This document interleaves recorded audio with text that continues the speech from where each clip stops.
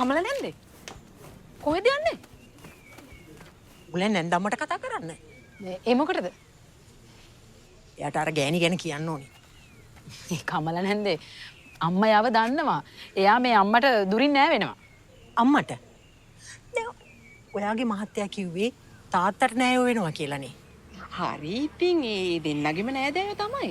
ඉතින් අපේ අම්මයි තාත්තයි නෑයෝනේ. ඒමම තමයි මෙයා අපේ නෑයෝ වෙන්නේ. නේ? අර ඉන්නේ. එයා මෙයාගේ පුතා. ඔයා එයා ගැන හැකාගෙන ඉන්න.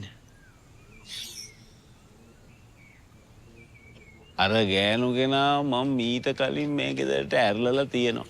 නෑ. මේ ගෑණි කෙනා මෙයාගේ දුරින් නෑ වෙන කෙනෙක්. පිස්සුද? ඊට වඩා වැඩි සම්බන්ධයක් තියෙනවා. තේරෙන්නේ නෑනේ. ඔයල මං ගියේ.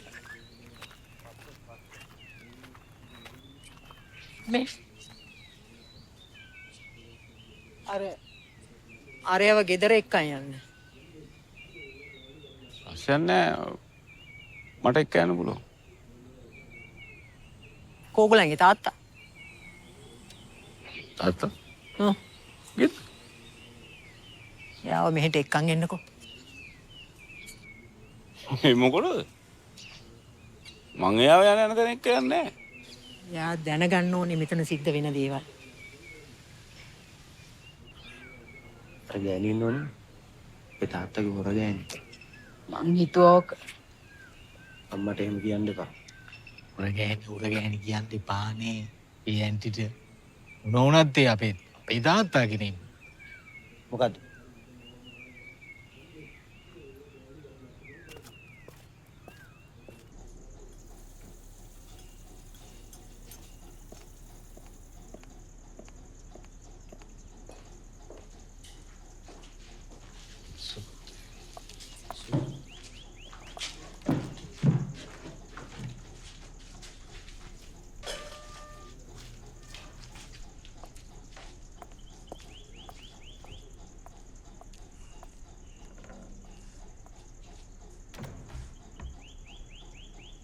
පුදු විප්ලවකාරී වැඩනේ අද ඉන්න පරම්පරාව කරන්නේ.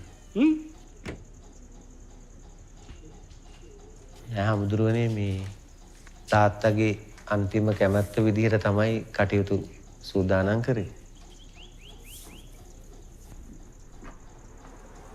අපේ තාත්තා හාමුදුරුවනේ මේ කැමැත්තෙන් හිටියා මේ ගෙදර ඉඳලා කනත්තට යනකම්ම මේ